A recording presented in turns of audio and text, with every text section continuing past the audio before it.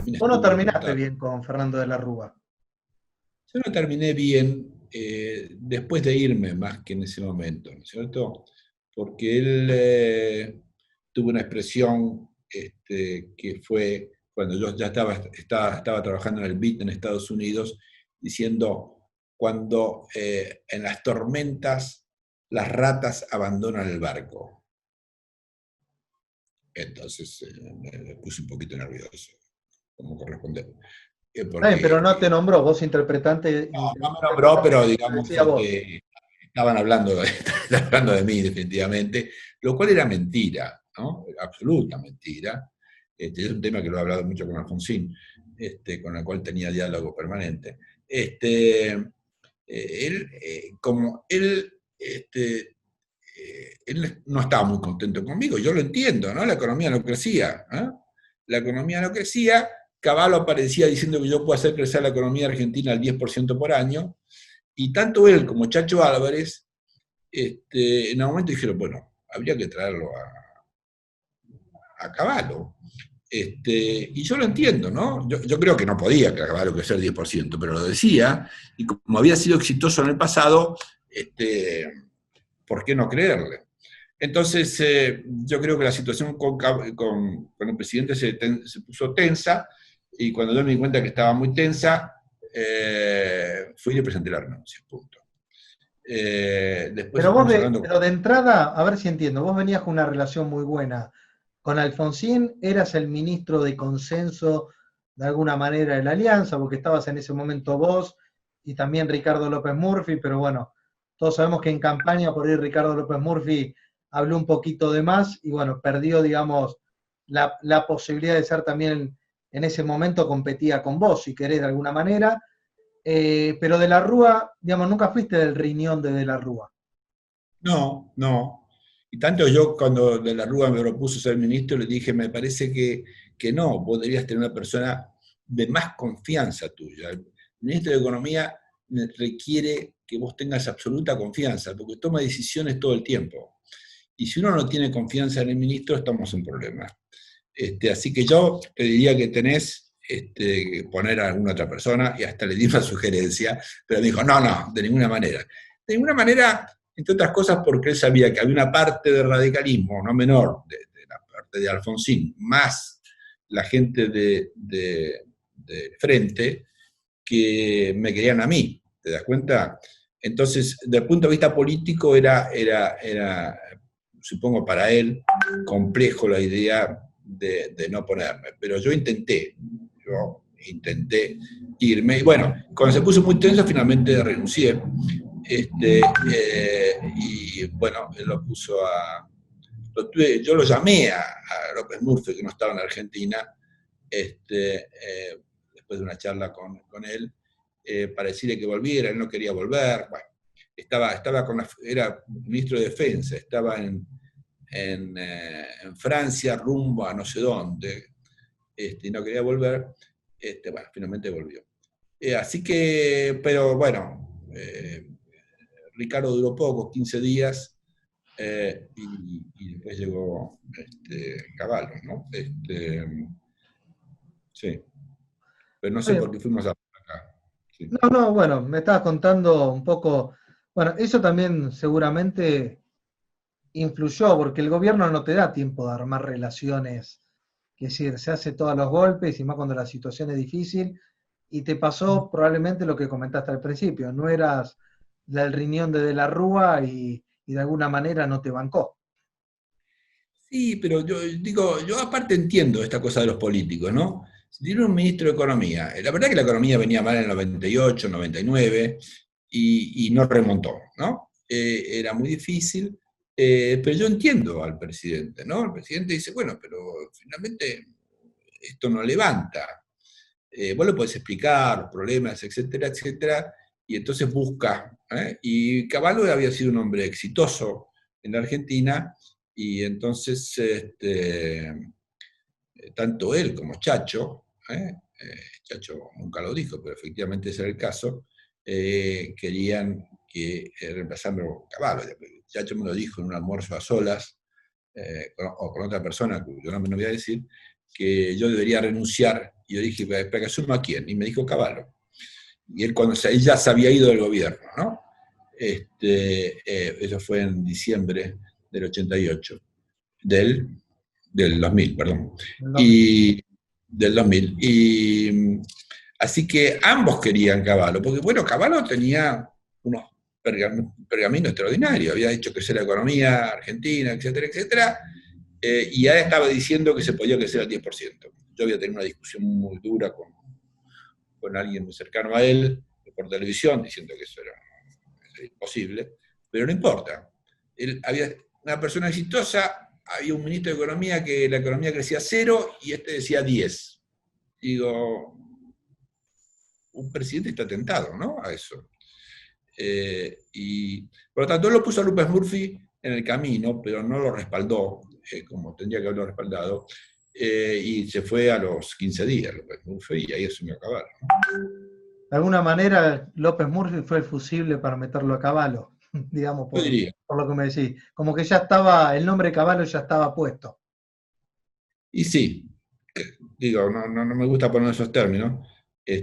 Aparte, yo con Ricardo tengo una relación personal muy buena. Pero no estás hablando mal de él, sino de las circunstancias políticas. Las circunstancias, sí. Y aparte lo que pasó fue lo que pasó, duró 10 días, 14 días. Creo que ese día, ¿viste? Y no era que hizo el superajuste, pero sí, lo que yo le dije, porque esto lo puedo decir, pues se lo dije a Ricardo. Ricardo, yo creo que vos vas a tener un poco más de credibilidad en los mercados que yo. Por lo tanto, no necesitas hacer ningún ajuste. No necesitas. Y finalmente él hizo algo, no hizo mucho, era medio punto del producto, no es que hizo la gran ajuste fiscal, medio punto del producto, y eso generó un problema serio dentro del gabinete, renunciaron 3 ministros, etcétera, etcétera. Yo creo que, bueno, ya está. Pero quiero decir, pero de cualquier manera me parece que si uno, él asumió, le dijo al presidente lo que pensaba hacer, el presidente estuvo de acuerdo, y cuando llegó a esa situación se tuvo que ir a los 15 días y eso nunca me pareció que fuera justo. ¿Cómo era? A ver, ¿qué me puedes decir de la Rúa presidente, más allá de tu relación? Porque yo esto se lo digo a todos los ministros que estuvieron trabajando con él. Bueno, hoy de la Rúa obviamente ya no está entre nosotros, pero digamos, él se fue con una imagen malísima y sabemos todo lo que se habló de la Rúa, pero ¿cómo era realmente cuando estaba sentado con él? Era un tipo que entendía de economía, era consciente de los problemas que había, tenía, digamos, en su momento tuvo el coraje como para estar enfrente del Ejecutivo. ¿Cuál es tu mirada histórica hoy? Mirá, yo creo que, para decirlo en muy pocas palabras, yo creo que De la Rúa tenía algunas dificultades para tomar decisiones, pero al mismo tiempo yo creo que la historia ha sido injusta con él. Digamos, él le tocó un momento extremadamente difícil, como era de la convertibilidad. Cualquiera que hubiese estado ahí hubiese pasado por situaciones realmente muy complicadas. Así que me parece que juzgar a los ministros de Economía, o en este caso a un presidente, por una situación particular, en un momento muy grave de Argentina, sin tener en cuenta el contexto, ¿no? El contexto económico y político, me parece que es injusto. Así que yo no es que me parezca que hubiese sido un fantástico presidente, pero esa idea de que un señor que no entendía nada de nada me parece totalmente absurda e injusta, ¿no? ¿Te arrepentiste, digamos, hoy, seguíamos con el revisionismo histórico? ¿Hoy te arrepentís de haber asumido como ministro de Economía? ¿Era una oportunidad que tendrías que haber dejado pasar? Pero estaba muy encantado. ¿Qué es lo que pasó? Yo le dije al presidente que yo no era el mejor ministro de Economía para él, yo ya lo dije recién. ¿Pero te arrepentís de no haber sido más firme, de no haber aceptado? No, porque había un problema. Yo había sido el vocero de la Alianza durante 2 años. Yo empecé a ser el vocero de la Alianza en el 97. Yo era el hombre que me sentaba con las 5 personas que se reunían de la Alianza y el invitado, el sexto, era yo. Todas esas reuniones, estaba en todos lados. Yo era la cara económica de la Alianza. Así que una vez que entras en ese circuito, es muy difícil decir al final del túnel, decir, mira, ¿sabe qué? Yo estoy aquí, toda esa cosa, sí, pero yo me voy a mi casa, ¿no? La verdad que era como una pequeña trampa política, digamos,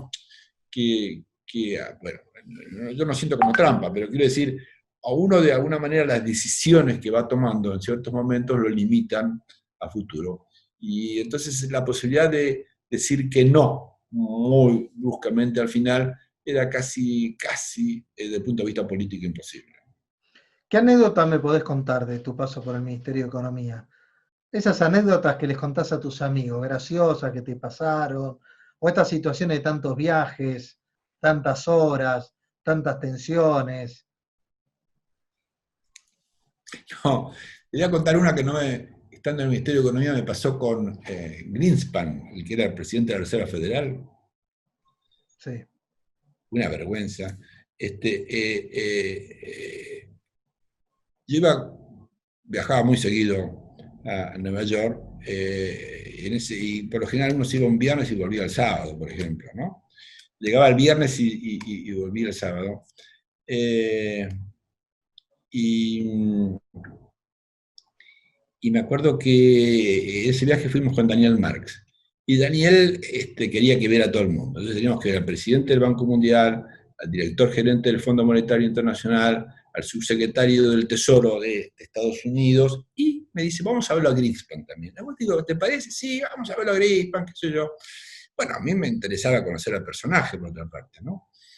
Yo había estado en esa oficina de Greenspan porque yo en su momento tuvo buena relación con Volcker, ¿no? Y en la época del Plan Austral, la persona para negociar en Estados Unidos era Volcker, y yo pasé algún tiempo negociando con el Fondo Monetario y con otros en Washington, y al menos dos sábados a las 10 de la mañana estuve una hora con Volcker en ambos casos. Así que yo conocí el lugar, y cuando, bueno, finalmente llegamos ahí, Volcker nos recibió muy bien y automáticamente, subrayo esto por lo que te voy a contar después, también me invitó a su oficina, la oficina chica, esa de él, pero era la oficina de él, y estaba una persona con él y yo estaba con Daniel Marx. Y entonces, bueno, yo me senté ahí, me dice, bueno, ¿qué tal? ¿Cómo le va? Dice, ¿cómo andan las cosas por Argentina? Bueno, no sé, en 10 minutos yo le dije más o menos cómo andaban las cosas en Argentina, siempre diciendo que ahí estábamos peleando y que íbamos razonablemente bien. Y bueno, no sé, antes de los 15 minutos terminé. Me dice, bueno, qué interesante. Entonces me mira y me dice, me dice, ¿usted quiere que le cuente algo de cómo veo la economía de Estados Unidos y del mundo? Yo no quedé mirando y dije, yo encantado de la vida. Y el señor se pasó 45 minutos contándome cómo veía la economía de Estados Unidos, pero con unos detalles. Ahí, a ver, mirá, todavía me acuerdo, ¿qué aprendí ahí en ese momento? Que el 14% de la gasolina que se gasta en el mundo lo gastaban, o gasoil, no sé qué era, los autos de Estados Unidos. Y que si uno sumaba a los camiones, eso daba 18%. 18% del petróleo del mundo se gastaba en las rutas de Estados Unidos. Me acuerdo todavía como si fuera hoy, ya no sé cómo será ese porcentaje hoy día. Y así como eso, él sabía muchas cosas de la economía real, ¿no es cierto? Y así que habló durante 40 minutos fascinante, y bueno, salimos de ahí, le agradecí muchísimo, que yo partimos, y acá viene el papelón, como así me pasa a los periodistas argentinos, están esperándote en cualquier reunión. Yo soy de hablar muy poco, yo después de lo que te voy a contar, a mí me sigue pensando, digo, que no puedo creer lo que hice. Entonces, yo vi que él no habló nunca nada de la tasa de interés, no dijo ni una palabra. Llego ahí, los periodistas me dicen, ¿y qué tal? ¿Cómo le fue? ¿Que yo cuánto? Sí, muy bien, fue muy interesante, que yo cuánto. Dice, ¿y usted qué pasa? ¿Que cree que las tasas de interés van a aumentar o no? Porque en ese momento lo que estaba haciendo Greenspan es había subido las tasas de interés como del 3 al casi 6%, y seguía subiendo, y la discusión en Estados Unidos era si la tasa de interés iba a seguir subiendo o no, si iba a seguir ajustando. La tasa de interés ya era el 6 o 6,5%, que es la tasa que nos tocó a nosotros. Yo lo miro, pero te digo, no, yo creo que no, no, a mí me dio la impresión de que no va a seguir aumentando la tasa de interés. Un disparate, ¿no? Nunca uno puede decir semejante cosa. Lo cierto es que llegué al hotel y me llamaban todos los diarios de Estados Unidos. Había hecho subir la bolsa de Estados Unidos, no sé, 0,15%. El efecto Machinea, lo llamaron. Efecto Machinea, y entonces me llamaban las radios, y yo desmentí, dije, eso es mentira, yo no puedo haber dicho semejante cosa, no.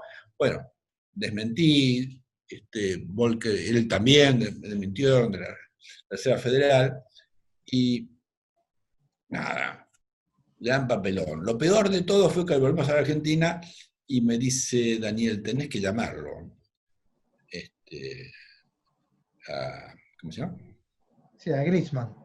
A Greenspan. Y yo digo, no, yo a ese señor no lo quiero ver nunca más, tengo una vergüenza, no puedo creer. No, bueno, Daniel cuando se pone, no, tenés que programar. Bueno, entonces lo llamé por teléfono y le dije, mira, yo le quiero pedir 1000 disculpas, yo no sé qué es lo que me pasó, no entiendo, le pido 1000 disculpas. Yo tanto no creí que había dicho eso que pedí las grabaciones, y me dijo, y yo también. Y realmente dije eso, le pido 1000 disculpas, usted no habló de estas entregas, es lo que me pareció, no tenía que haberlo dicho, pero no sabía qué decirle, qué iba a decirle. Y entonces él me dice, no se preocupe, no fue para tanto, pero yo sabía que había sido para tanto.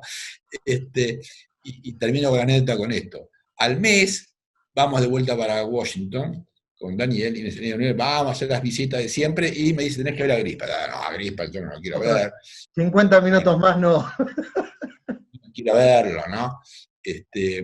Yo te dije que Grispa me preguntó a mí, no, Grispa no me preguntó a mí si quería que le contara. Yo le dije, si tiene un ratito me cuenta un poco cómo ve la economía mundial, ¿no? Eso fue lo que pasó. Te digo esto porque la anécdota siguió que, bueno, finalmente insistió tanto que allí fuimos. Y yo marcaba esto que estábamos en la oficina, en la privada de él, porque ahora me recibió, pero no en la oficina, sino con una oficina al lado, ¿no? Y estamos con Daniel, y entonces, claro, ¿cómo anda todo? Bueno, le conté 10, 15 minutos, y a los 10 minutos callé. Entonces me mira, se sonríe y me dice, ¿y usted quiere que le cuente algo de la economía de Estados Unidos? Pero no diga nada después afuera. ¡Qué papelón! Yo dije, bueno, encantado. Bueno, no estuvimos una hora en ese caso, habríamos estado, no sé, 20, 25 minutos, me contó cómo veía, qué sé yo cuánto, y marchamos, pero qué papelón, qué vergüenza, en fin. Pero es una anécdota, pues si es una anécdota, es una gran anécdota, ¿no? Está bien. ¿Y hay otra ahí guardada que recuerdes? ¿Sos de hacer papelones de eso o eso fue una No, excepción? nunca, yo soy muy cuidadoso. No, eso no, Y al revés, una situación fea que pasaste, así con colegas, en reuniones. ¿Recordás alguna situación otra anécdota incómoda? la tengo también con Larry Summer, pero bueno, yo te la cuento. No, con Larry Summer él se portó muy bien con nosotros, muy bien. Cuando llegué a Washington, de visita, llegamos un sábado y fuimos al hotel, y entonces, como yo estaba ahí, o yo hice si podía verlo en algún momento, si no el lunes, y me dijo, no, el sábado nos veamos. Y dice, yo voy al hotel. Y bueno, y yo dije, bueno, yo encantado. Y bueno, él vino al hotel, entonces cuando estaba abajo, pregunta, ¿el ministro está con corbata? Y yo estaba preguntando lo mismo, ¿él estará con corbata? Entonces acordamos que sin corbata. Y él subió, y venía con 2 secretarios de Estado, y yo estaba con Mario Vicens, Daniel Marx y alguien más. y estuvimos 3 horas hablando con él, con Larry Summers. Fue muy interesante y la verdad que nos ayudó bastante. Básicamente el mensaje fue en ese momento, bueno, ¿qué van a hacer? Yo le dije, vamos a hacer esto, esto, otro, lo otro. Me dijo, bueno, pero los que estaban antes que vos querían dolarizar, estuvieron negociando con nosotros para dolarizar. Y yo le dije, sí, pero yo eso no lo voy a hacer. Digo, me dijo, bueno, digo, lo único que te pido es que si vas a salir en algún momento, él estaba más bien a favor de dolarizar que otra cosa, pero si vas a salir en algún momento, me avises, ¿no? Porque todos sabíamos que iba a ser un despelote, hablando mal y Que pronto, si sacarlo vas de... a salir de la convertibilidad que avises, te dijo. Claro, claro. Si llegás a salir, ¿no? Él, no es que él quisiera, él había estado negociando la dolarización. Eh, y yo le dije, sí, sí, no, cualquier cosa que aviso, que si yo le voy a avisar si tenemos que salir de la cosa. Pero bueno, pero así que la relación con él fue eso, después hicimos el famoso blindaje, él fue muy activo, ayudándonos con eso. Entonces, ¿qué lío con colegas? Yo en el ministerio no tuve, con la gente mía, yo puedo agarrar, puedo enojarme definitivamente, pero tiendo a ser más bien agradable, obsesivo, eso sí, bastante obsesivo. Este, y así que no recuerdo, con algún periodista sí, seguramente, hemos tenido algún cruce con alguno. ¿Eras de hablar a los periodistas, che, ¿qué publicaste? ¿Por qué publicaste esto? Si yo no dije esto. No, yo no lo hacía, pero lo hacía mucho Miguel Bain. Miguel Bain, Miguel Bay se digamos, calentaba con eso. mucho oficio con eso, no, hay mucho oficio, ¿no? Tiene una red ahí. El que hablaba permanentemente con el periodismo era él, y lo hacía, por cierto, muy bien. Este, y yo no hablaba tanto, pero alguna vez con alguno de ellos me he enojado, porque te agarran subiendo la escalera y uno me dice, pero bueno, si usted nunca va a me va a dar una entrevista, no, pero ahora no. Ah, bueno, entonces voy a seguir diciendo que se me da la gana. Y bueno, siga diciendo, esas cosas que pasan. Entonces tenés algún cruce de ese tipo, pero en general no. La relación, me parece, mía con el periodismo fue, fue cordial, sinceramente, eso es lo que creo. Sí, Cuando uno va sinceramente. afuera y va a hablar con fondos, porque me imagino, a ver, en las charlas cuando vas al Fondo Monetario Internacional, ¿cómo están? Y ahí sale la argentinada que sí, estamos mal pero vamos bien, digamos. Hay como uno que va a vender algo que es distinto a lo que está pasando, ¿no? Eh, Vos decís que como yo vendía, decís vos. No, no digo uno en general, cuando va afuera, obviamente uno va a llevar la marca argentina, habla, digamos, va a seducir inversores, significa que uno termina a veces ponderando muchas cosas de una manera distinta, o lo mismo cuando uno va al Fondo Monetario Internacional. ¿Uno de qué lugar se Sí. para? ¿Se para del lugar de la necesidad imperiosa de prestarme plata o va de una manera distinta? No, bueno, ¿Va de frente, digamos, plantea la realidad o la tiene que dibujar un poco? siempre uno dibuja un poco, ¿no? Absolutamente, digamos. Alguna cosa la pone un poquito mejor de lo que realmente es. Uno tiene dudas, ¿no?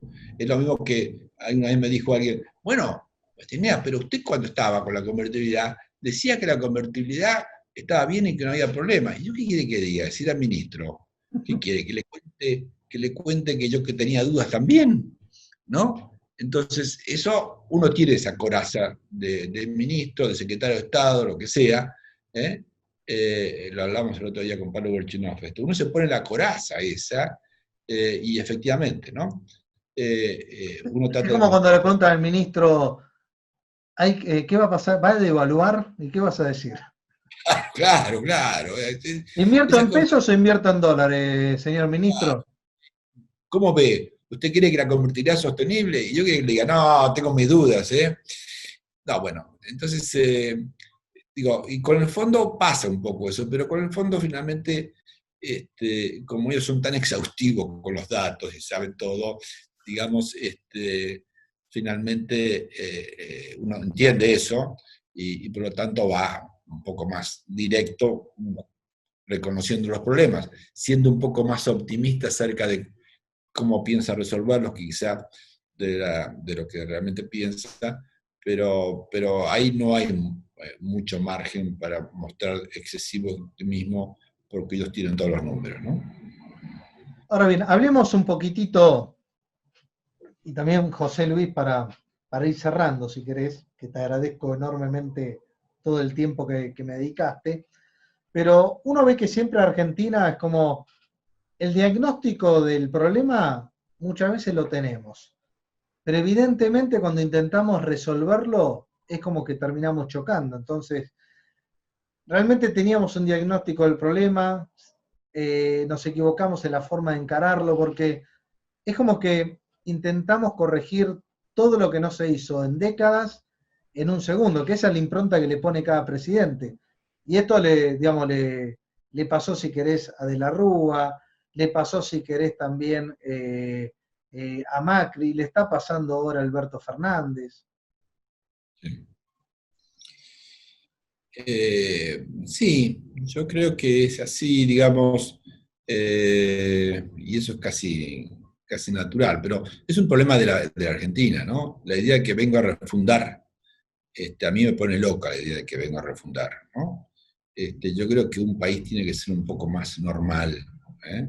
Y por lo tanto tiene que poder hacer transiciones democráticas sin que sea fin del mundo, ¿no? Y acá hemos tenido demasiados fines del mundo en la transición. En parte nosotros fuimos así en la transición con De la Rúa, de Menem a De la Rúa, porque nosotros teníamos dudas con la convertibilidad, pero al mismo tiempo estamos convencidos que íbamos a mantenerla. Ahora, podríamos haber dicho, esto no es sostenible, etcétera, etcétera, y eso debilitara al gobierno y nos daba una situación de mayor margen de acción, ¿no? Que es lo que hizo el extremo, que hizo Menem con Alfonsín, ¿no? Bueno, yo creo que así no se construye un país, ¿no? Destruyendo lo del otro y empezando todo de nuevo, ¿no? Uno construye a partir de lo que deja el otro y corrige las cosas que ha hecho el otro definitivamente.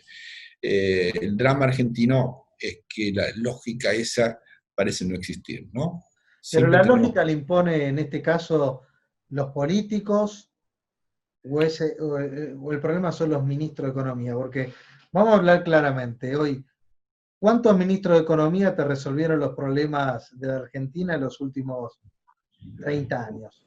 ¿Ok? Tuviste periodos. Entonces, evidentemente es, o son todos malos ministros de Economía, para ponerlo de una manera, o estamos tomando malas decisiones, si querés, desde el punto de vista político también. ¿Ok? Hay alguien, porque vos no dejás de responder al Poder Ejecutivo. No, pero claramente, pero lo que digo, la idea si alguien piensa que estos son errores del ministro de Economía, y pueden serlo, ¿no? En muchos casos, pero digo, es que uno cuando está ahí, el peso de la economía es tan grande como el peso de la política. Pero digo, la idea de que uno está frente a un pizarrón y hace un programa y después le dice, che, al político, che, voy a hacer tal cosa, ¿eh? No existe, ¿no? No interactúa, por lo tanto, la interacción entre la política y la economía es central, es esencial y no puede no existir, ¿no? Así que, efectivamente, uno está de alguna manera condicionada por la situación política, efectivamente.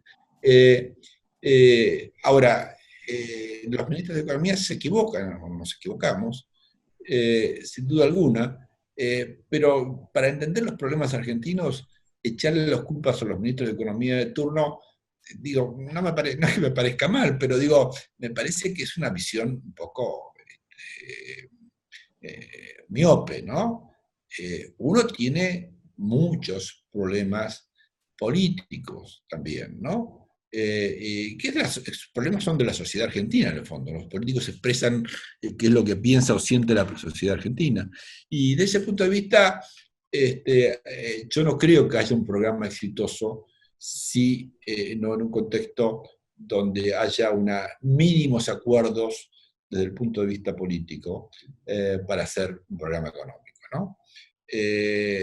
La idea de que uno puede vivir peleado con lo puede hacer por momentos, ¿no? Con ciertas mayorías, como lo ha hecho en parte el kirchnerismo en su momento, pero eso no es sostenible en el tiempo, ¿no? Y no es bueno, y no es bueno, porque finalmente se generan reacciones que son básicamente reactivas. Voy a borrar todo lo que hizo este que estuvo antes que yo, digamos, ¿no?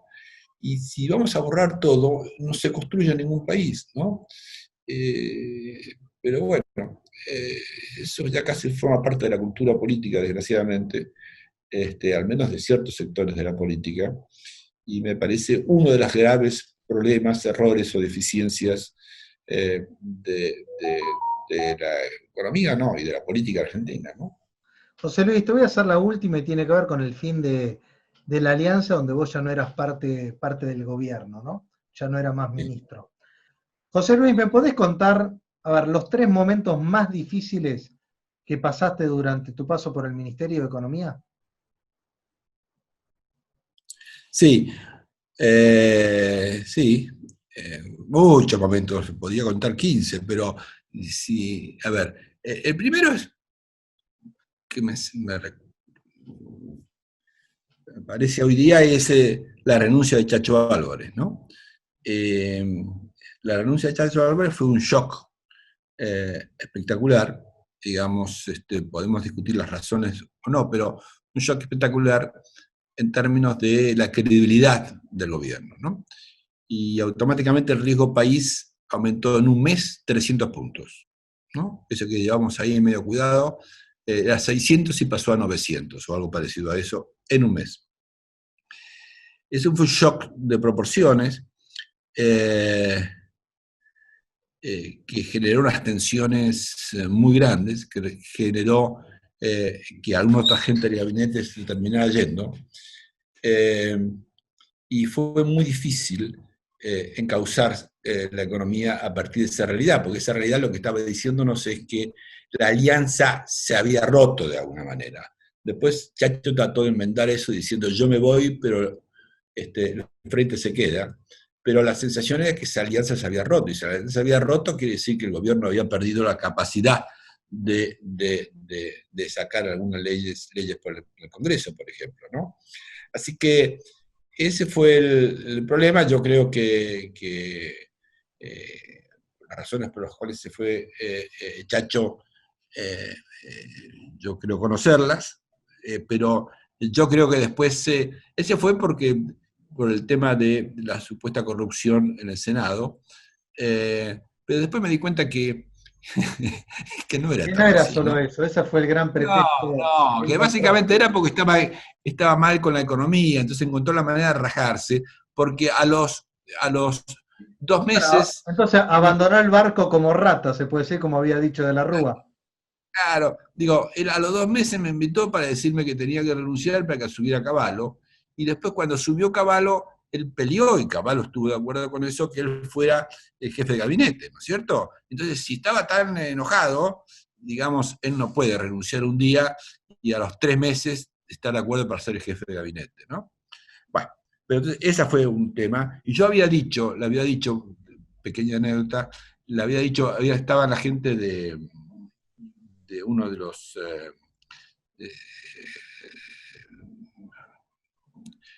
los evaluadores, ¿cómo se llama? Standard & Poor's, creo que era Standard & Poor's, estaban ahí y había estado en el Ministerio de Economía, se estaban por ir y me llaman y me dicen, mire, Machinea, digo,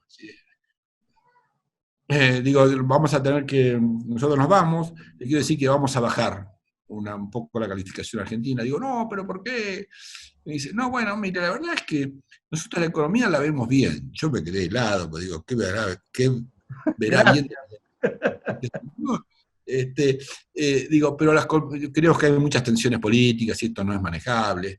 No, ¿le parece? Digo, mire, el presidente no está, de la Rúa estaba afuera, pero ¿quieren hablar con Chacho Álvarez? Y me dice, sí, sería bueno. Bueno, lo llamo a Chacho y digo, Chacho, escúchame, esta gente está acá, que yo cuánto, que gustaría hablar, ¿por qué no hablas con ellos? Y Chacho era un gran encantador de serpientes, así que lo mandé ahí, y eh, salen de la reunión, tuvo una hora, y me dice, listo, no bajamos la nota argentina, nos convenció el vicepresidente, que yo cuánto, yo sabía que los iba a convencer, y bueno, y a los 15 días renunció, ¿no? Así que vos te imaginás, bueno, la reacción de los mercados fue la que fue, digamos, ¿no? Así que ese fue un momento muy complicado, definitivamente. La otra fue cuando tuvo que tomar la decisión de bajar los salarios en mayo. No fue una decisión sencilla, por cierto, con muchas tensiones, eh, protestas cerca de mi casa, de los familiares, de todo el mundo, No, por lo en que... verdad te ganaste más un problema político que realmente el beneficio en la economía. Era un mensaje, No, más que nada, seguro, ¿no? es que lo que eso intentaba hacer era más bien una señal, diciendo, mira hasta dónde estamos dispuestos a ir. ¿Te das cuenta? Más que otra cosa. Yo no bajé las jubilaciones, después alguien vino atrás mío y las bajó. Yo no las bajé, pero efectivamente, eso mucha tensión. Y la otra que generó finalmente tensión, eh, es lo que te dije antes, ¿no? Nosotros cortamos el presupuesto de la CIDE casi a la mitad. Nadie hizo nada parecido en Argentina nunca. Y eso generó muchas tensiones, porque alguien recibía esa plata, ¿no? Así que ese fue el Cuando momento. decís alguien que otro funcionario, gente de afuera del gobierno, gente de la política. Sí, fuiste de afuera del gobierno, sí. No, pero Eh, no te pido, no. Ya sé que no me vas a dar el nombre. no, de distintos sectores, digo que es de distintos sectores, pero vos créeme, digamos, hay gente, le cortamos 150 millones de dólares a la CIDE, la mitad de su presupuesto, y eso generó, de alguna manera, algunas tensiones en distintos frentes, ¿no? Pero esos fueron 3 momentos complicados, pero bueno, hubo muchos. Bueno, listo. ¿Qué No, más? y te quiero que me cuentes si digamos, si estás de acuerdo o estuviste de acuerdo en su momento, más que nada, no en ese proceso de pasar muchos presidentes y ministros de economía testimoniales, sino el paso de Remes Lenikov, si en ese momento sí estaban dadas las condiciones directamente para romper con la convertibilidad, o si a vos si te hubiese tocado a vos en ese momento asumir en el lugar de Remes, la hubieses defendido. No, en ese momento estaba perdida la convertibilidad. Yo la verdad que se lo dije a Cavallo en septiembre. Yo estaba en Nueva York, estaba en Washington, y Cavallo fue por ahí, yo tuve una charla con él. Y claro, para mí era más fácil decirlo estando afuera, ¿no? Yo lo entendía. Pero ¿por qué me di cuenta que yo no daba para más ya? Porque el riesgo país había sobrepasado los 1.000 puntos, estaba como 1.400, 1.500. Ya no tenía más sentido, porque toda la carrera era a ver si conseguíamos bajar el riesgo país y nos podíamos financiar, ¿no?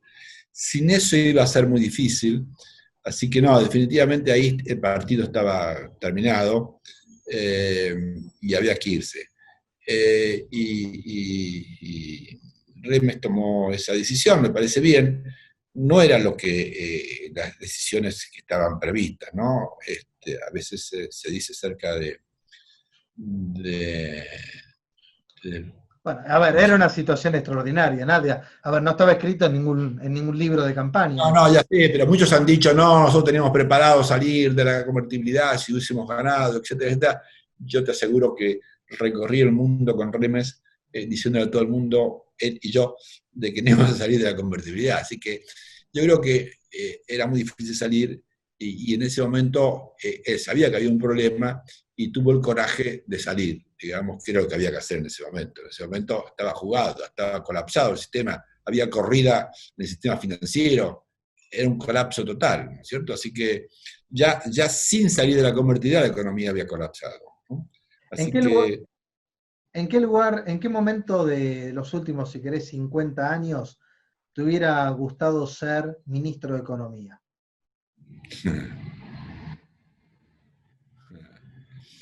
eh, Vos, que ahí donde, viste, decís, che, qué mala suerte, ¿por qué no me tocó acá? Que mi historia hubiese sido distinta.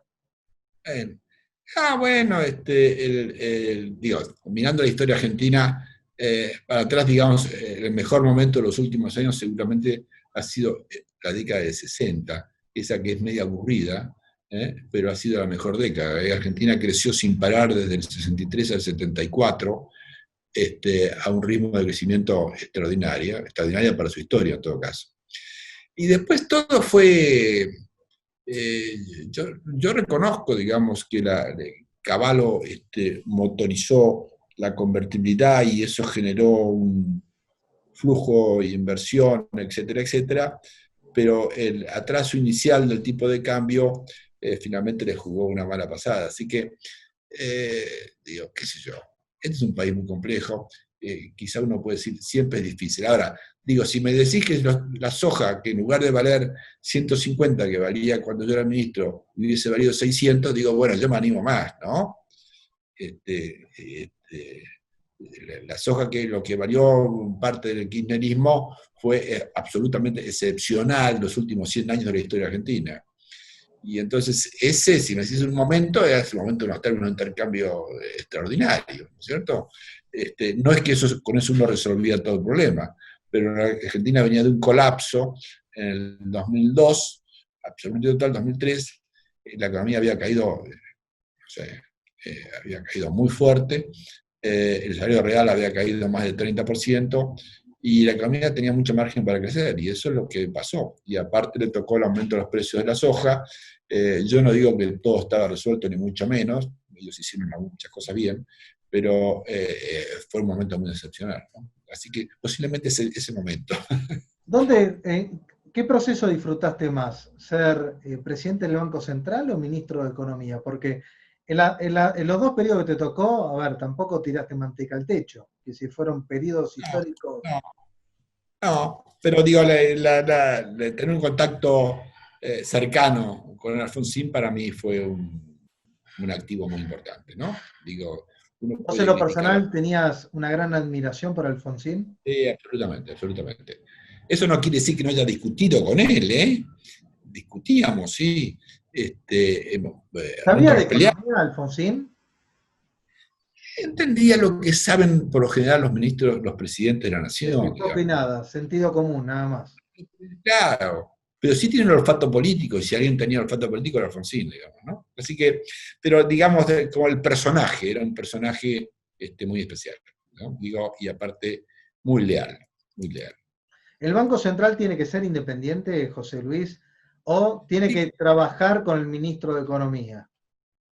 no, pero a ver, a mí me parece que sea independiente está bien. Ahora digo, los bancos centrales que han sido independientes en el mundo, vos sabés que hasta 1990 había 3 bancos centrales independientes en el mundo, y el mundo se las arreglaba razonablemente bien, ¿no? El cuarto fue el de Pinochet en Chile.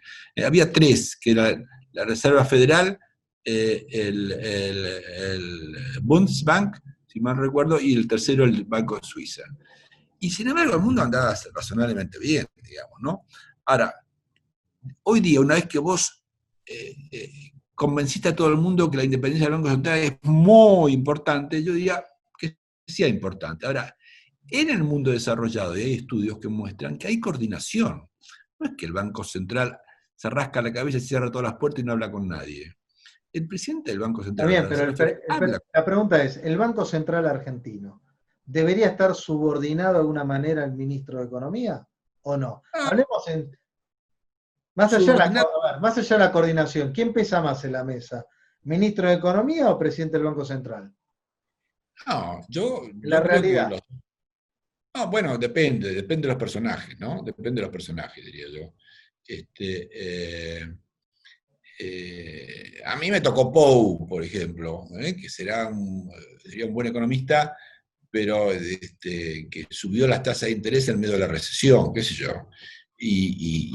No, y finalmente Cavallo lo sacó a las patadas, pero quiero decir, yo creo que los dos son importantes. Lo que quiero decirte es que lo relevante es que hablen entre ellos, ¿no?